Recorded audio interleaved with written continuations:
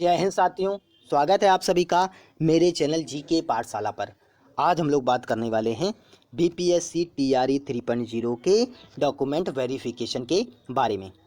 Document verification इतना ज़्यादा important होता है क्योंकि आपकी जो सालों साल की मेहनत है वो एक डॉक्यूमेंट पर निर्भर होती है। अगर आपने मान लीजिए पेपर तो बहुत अच्छा दे दिया, मान लीजिए या आप 85 या 90 नंबर ले आए, 100 नंबर ले आए, लेकिन एक डॉक्यूमेंट की वजह से अगर आप बाहर निकाले जाते हैं तो आपको अपनी पूरी ज़िंदगी में ये अफसोस रहेगा कि शायद अगर मेरा वो डॉक्यूमेंट सही होता तो आज हम जॉब पर होते। तो आपका सबसे पहले आप क्या कीजिए, जितने भी डॉक्यूमेंट मैं बताने वाला हूँ इस वीडियो में वो सारे डॉक्यूमेंट एकदम रेडी कर लीजिए। और आपका जो रिज़ल्ट है, अगर रिज़ल्ट की बात कर लें तो 14 से 15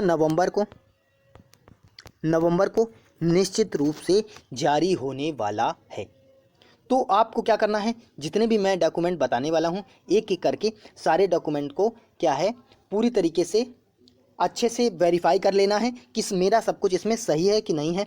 पापा का नाम, मम्मी का नाम, ये देख लीजिएगा कि सब सही है। फॉर्म में मैंने क्या फिल किया था और डॉक्यूमेंट में क्या है सब चेक कर लीजिएगा अच्छे से। अभी भी आपके पास समय है, कम से कम 15 से 20 दिन का अभी भी समय है। एक बार रिजल्ट आने के बाद ये मान लीजिए 5 से 6 दिन का समय मिलेगा आपको। तो आप क्या करिए, सारे डॉक्यूमेंट एक बार चेक कर लीजिए कि आपके प्रॉपर बने हैं कि नहीं बने हैं। चलिए हम लोग बात कर लेते हैं कि आज पेपर में भी निकला हुआ है, आप ये देख सकते हैं, पेपर में भी दिया हुआ है 15 तक आयोग प्राथमिक व माध्यमिक विद्यालय के शिक्षकों का रिजल्ट, मतलब 15 तक आपको निश्चित रूप से अपना रिजल्ट देखने को मिलने वाला है।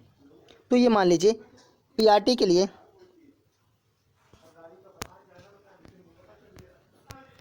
पीआरटी के लिए 1 to 5 के लिए आपके जो रोस्टर भेजा गया है 25,500 सीटों पर वो आपको देखने को मिलने वाली है। और 6 to 8 के लिए बात कर लें, 6 to 8 के लिए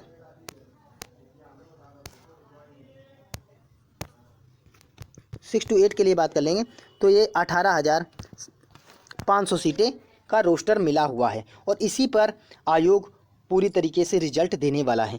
अब क्या है, आज बीपीएससी आयोग खुलने वाला है। आज बीपीएससी आयोग 11 तारीख को ओपन होने वाला है बीपीएससी आयोग। उसके बाद सारे निर्णय लिए जाने वाले हैं। उसके बाद आपका 2 से 3 दिन बाद यानी कि 14 और 15 को आपका रिजल्ट घोषित किया जाने वाला है। देखिए इसमें सिम दिया हुआ है कि 25,000, देखिए 25,000 प्राथमिक का रिजल्ट और 28,000 पर आपको माध्यमिक का रिजल्ट देखने को मिलने वाला है। तो आप क्या करिए, जितने भी मैं डॉक्यूमेंट अभी इस वीडियो पे बताने वाला हूं तो सारे डॉक्यूमेंट आप एक बार चेक कर लीजिए और आप इसको एक फ़ाइल में अरेंज करके धर लीजिए। चलिए अब हम लोग इम्पॉर्टेंट डॉक्यूमेंट की बात कर लेते हैं। डीवी के दौरान क्या क्या डॉक्यूमेंट आपको ज़रूरत पड़ने वाले हैं।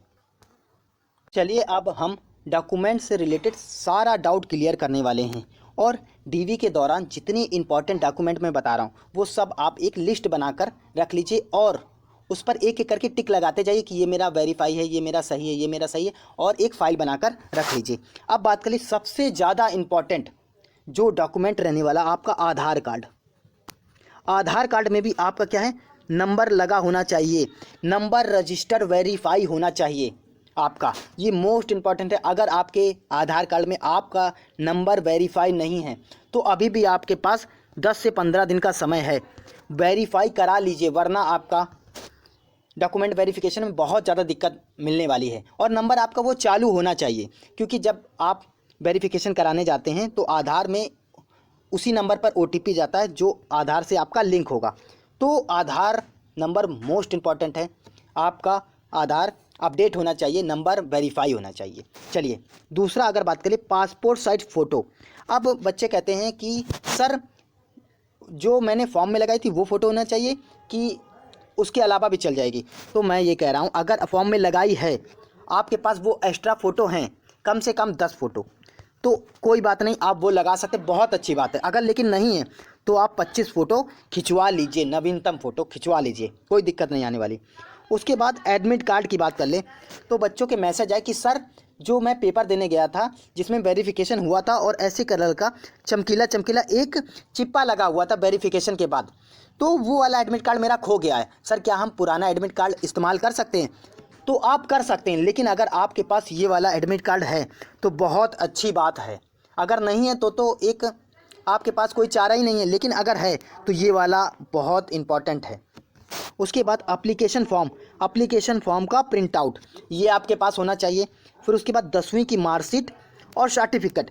देखिए यूपी में क्या मार्कशीट और सर्टिफिकेट एक में आता है, तो आपको वो लेकर जाना है। और बिहार में ये क्या मार्कशीट और सर्टिफिकेट अलग अलग होता है, तो आपको वो लेकर जाना है। और 12th में आपको मार्कशीट और सर्टिफिकेट, ऐसे ही ग्रेजुएशन की मार्कशीट और पासिंग सर्टिफिकेट ये हो जाएगा। और उसके बाद हम बात कर लेंगे तो आपके पास बीएड डीएलएड इसकी मार्कशीट और सर्टिफिकेट होना चाहिए। आपको डीएलएड में एक मार्कशीट मिलती है, एक सर्टिफिकेट, दोनों होना चाहिए आपका। और उसके बाद सीटेट में देखिए अगर आप फीमेल हैं तो आपको 90 नंबर चाहिए। अगर आपके 90 नंबर नहीं है तो मेरा हाथ जोड़कर आपसे विनम्र निवेदन है कि आप क्या है डॉक्यूमेंट वेरिफिकेशन में नहीं जाएं, क्योंकि आपको निकाल दिया जाएगा। निकालने के बाद आपकी जो एक सीट है वो किसी और को मिल सकती थी, लेकिन वो नहीं मिल पाएगी। तो आप पहले ही ना जाएं। अगर अदर स्टेट से हैं और आपके 90 से नंबर कम है फीमेल में, तो आप वेरिफिकेशन के लिए ना जाइए। उसके बाद एस्टेट में बात करेंगे तो एस्टेट में अगर आपके 75 नंबर हैं अदर स्टेट से और बिहार से, तो आप क्लियर है। तो इसकी मार्कशीट और सर्टिफिकेट चाहिए। और कास्ट सर्टिफिकेट, सबसे ज़्यादा बच्चों के मैसेज ये आते हैं कास्ट सर्टिफिकेट को लेकर। कास्ट सर्टिफिकेट हो गया, बीसी हो गया, ईबीसी हो गया, एससी एसटी, ये एनसीएल नॉन क्रीमी लेयर, ये क्या है ये, और ईडब्ल्यूएस। सब पूछते हैं कि सर निवास कहाँ से बनाएं, डोमिसाइल कहाँ का बनवाएं। डोमिसाइल पापा के घर का बनवाएं या कास्ट पापा के घर के नाम से बनवाएं, पापा के नाम से बनवाएं कि हस्बैंड के नाम से बनवाएं, बहुत ज़्यादा कन्फ्यूजन रहता है। तो आप इस पर क्या है कमेंट करेंगे ज़्यादा से ज़्यादा कि आपका क्या कन्फ्यूजन है। फिर उसके लिए मैं एक और वीडियो लेकर आने वाला हूँ, क्योंकि जब तक मेरे को सारे जितने भी स्टूडेंट हैं उनकी एक बार मैं देखना चाहता हूँ कि डॉक्यूमेंट वेरिफिकेशन में आपकी क्या क्या गलती पाई जा रही, तो उसके रिलेटेड आप क्या है कमेंट कर सकते हैं। कमेंट के बाद मैं सारा आपको बताने वाला हूँ क्या क्या आपकी दिक्कत है और कैसे इससे निकला जा सकता है बड़े आसानी से। उसके बाद बात करेंगे दिव्यांगता सर्टिफिकेट जिसके पास है वो लगाएगा। बैंक की पासबुक और चेकबुक। देखिए बैंक की अगर पासबुक और बैंक में खाता नहीं खुला है तो भी कोई बात नहीं, वो वहाँ पर स्वयं खोलेंगे आपका, लेकिन पहले से खुला हुआ है तो बहुत अच्छी बात है। तो किस में खुला होना चाहिए, एसबीआई में खुला होना चाहिए, पीएनबी में खुला होना चाहिए। ऐसी सरकारी बैंक होनी चाहिए जो इनकी मान्यता प्राप्त है अच्छे से। उसके बाद बात कर लेंगे आपको जब आपका रिजल्ट हो जाएगा तो उसके बाद बीपीएससी क्या करेगा, आपकी बीपीएससी अपनी साइट पर जहाँ पे आपने फॉर्म फिल किया था वहीं पर सारे डॉक्यूमेंट्स जो आपने लगाए थे उस पर क्या है अपना वाटरमार्क प्रिंट करेगा। उसके बाद वही डॉक्यूमेंट आपको लेकर वहाँ पर डीवी कराने जाना है।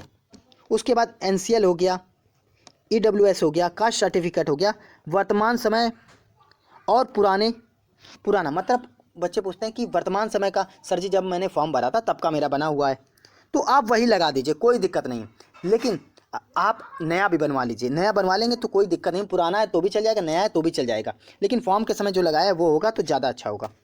विवाहित महिलाएं क्या कहती हैं, सर हम एनसीएल या निवास कहाँ का बनवाएं, किसके नाम का बनवाएं, हस्बैंड का नाम का बनवाएं कि फादर के नाम का बनवाएं। तो आप क्या है पिताजी के नाम का बनवाने वाली हैं। तो क्या है ज़्यादा से ज़्यादा क्या करना है आपको कमेंट करना है कि आपकी क्या दिक्कतें हैं। वो सारी दिक्कतों को मैं एक जगह लिखूंगा और उन पर उनके सलूशन ढूंढने की कोशिश करूंगा और वो मैं वीडियो के माध्यम से आपको बताने वाला हूं। तो ज़्यादा से ज़्यादा क्या करना है आपको वीडियो को शेयर करना है, चैनल को सब्सक्राइब करना है और ज़्यादा से ज़्यादा कमेंट करना है अपनी प्रॉब्लम के बारे में। सारी प्रॉब्लम आपकी डिस्कस की जाने वाली हैं। चलिए ऐसे ही वीडियो पाने के लिए मेरे चैनल को शेयर कीजिए, सब्सक्राइब कीजिए। जय हिंद, जय भारत, राधे राधे।